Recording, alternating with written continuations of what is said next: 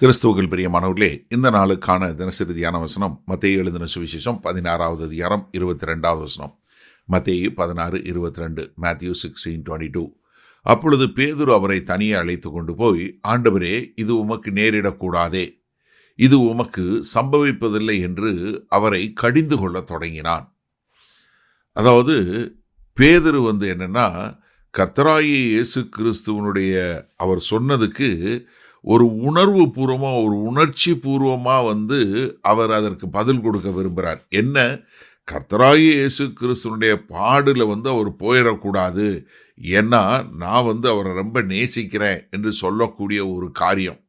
ஆனால் என்னென்னா, ஒரு சிலர் நம்ம மேலே வைத்திருக்கிற அன்பின் நிமித்தம் கர்த்தருடைய சித்தத்தை நிறைவேற்ற முடியாமல் கூட போகலாம். ஏன்னா இங்கே அவர் என்ன பண்ணுறாரு, ஆண்டவரே, இது உமக்கு நேரிடக்கூடாது. காரணம் என்ன? நீதிமொழிகள் 3வது அதிகாரம் 5-6 சொல்லும்போது, உன் சுய புத்தியின் மேல் சாயாமல் உன் முழு இருதயத்தோடும் கர்த்தரில் நம்பிக்கையாயிருந்து உன் வழிகளெல்லாம் அவரை நினைத்துக்கொள், அப்பொழுது அவர் உன் பாதைகளை செவ்வாய்ப்படுத்துவார். என்ன, பீட்டர் பேதுரு என்ன பண்ணாரு, தன்னுடைய எண்ணங்களில் இரட்சகர் என்பவர் எப்படி இருப்பாருன்னு சொல்லி பார்த்தாரே ஒழிய கர்த்தருடைய மீட்பின் திட்டத்தை அவர் புரிஞ்சு கொள்ளலை. அதனால தான் அவர் என்ன பண்ணுறாரு, இயேசு கிறிஸ்துவே தனியாக கூட்டு கொண்டு போய் அவர் என்ன பண்ணுறாரு, கடிந்து கொள்ளக்கூடியதாக. ஏன்னா அவர் உண்மையிலே ரொம்ப சீரியஸாக, அவர் முழு மனதோட அவர் என்ன பண்ணார், கர்த்தர் மேலே நான் அன்பு செலுத்துகிறேன் அப்படின்னு சொல்லக்கூடிய ஒரு காரியத்தில் பண்ணாலும் அது தவறான பாதையில் பண்ணார்.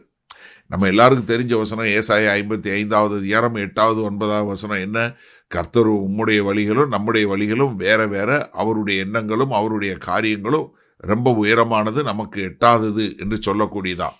ஏன்னா கர்த்தருடைய வழிகள் எப்போவுமே நம்ம தென்கிக்கூடிய, நம்ம லாஜிக்கலாக நம்ம இப்படி தான் இருக்கணும்னு நினைக்கிறத காட்டிலும் அவருடைய ரட்சிப்பினுடைய திட்டம் வேற மாதிரி. ஏன்னா நீங்கள் பேதுருங்க சொல்கிறார் இல்லையா, கெத்சமனை பூங்கால கர்த்தராகிய இயேசு கிறிஸ்துவ கைது பண்ணுறாங்க. அப்பவும் பாருங்கள், யோவான் 18வது அதிகாரத்தில் 10-11, அப்பொழுது சீமோன் பேதுரு தன்னிடத்தில் இருந்த பட்டயத்தை உருவி பிரதான ஆசாரியனுடைய வேலைக்காரனுடைய வலது காதரை வெட்டினான். அந்த வேலைக்காரனுக்கு மல்கூஸ் என்று பெயர். அப்பொழுது இயேசு பேதுருவை நோக்கி, உன் பட்டயத்தை உரையிலே போடு, பிதா எனக்கு கொடுத்த பாத்திரத்தில் நான் பானம் பண்ணாதிருப்பேனோ? எப்படி, பிதா எனக்கு கொடுத்த பாத்திரத்தில் நான் பானம் பண்ணாதிருப்பேனோ? ரோமர் 8வது அதிகாரம் 7வது வசனம் என்னன்னா, மாம்ச சிந்தை தேவனுக்கு விரோதமான பகை, அது தேவனுடைய நியாயப்பிரமாணத்துக்கு கீழ்ப்படியாமலும் கீழ்ப்படிய கூடாமலும் இருக்கிறது. அப்போ என்ன, இங்கே தேவனுடைய திட்டத்துக்கு கீழ்ப்படியாதபடி அவர் மாம்ச பிரகாரமாக நடக்கக்கூடிய ஒரு காரியம். அப்போ இந்த நாளில் இந்த வசனத்தை நம்ம எப்படி எடுத்துக்கொள்வது? முதலாவது என்னென்னா, நம்ம ஒருத்தருடைய நல்ல எண்ணங்கள் தவறான பாதையாகவும் இருக்கலாம். நல்ல கவனிங்க, அதாவது ஒருத்தர் சொல்லக்கூடிய ஒரு சரியான ஆலோசனை என்று சொல்லக்கூடிய ஒரு ஆலோசனை, அது அவங்கள பொறுத்தளவுக்கு சரியான ஆலோசனையாக இருந்தால் கூட அது தேவனுடைய திட்டத்திற்கு எதிர்மாறதாக இருக்கலாம். இப்போ பேதுரு இயேசு கிறிஸ்துவ உண்மையாக நேசிச்சாரா? நிச்சயமாக ரொம்ப உண்மையாக நேசித்தார். ஆனால் அவர் இயேசு கிறிஸ்து மேலே வைத்திருந்த அன்பு என்னவாச்சு, தேவனுடைய திட்டத்திற்கு எதிராக இயேசு கிறிஸ்துவை வழிநடத்தக்கூடியதாக இருக்கிறது. அப்போ என்னன்னா, நமக்கு ஒரு நல்ல ஒரு பகுத்தறியக்கூடிய காரியம் வரணும். தேவனுடைய சித்தம் எப்படி நிறைவேற்ற வேண்டும், தேவனுடைய சித்தம் என்ன என்பதை அறிந்து கொள்ளக்கூடிய ஒரு நோக்கம், ஒரு பகுத்தறிதல் வேணுமே ஒழிய நம்மளுடைய உணர்ச்சி பூர்வம் உணர்வு பூர்வம் மட்டும் போகக்கூடாது. ஏன்னா சில நேரங்களில் என்ன வந்துடும், நமக்கு இப்படிப்பட்ட ஒரு காரியம் வந்தவுடனே நமக்கு பயம் வரும்.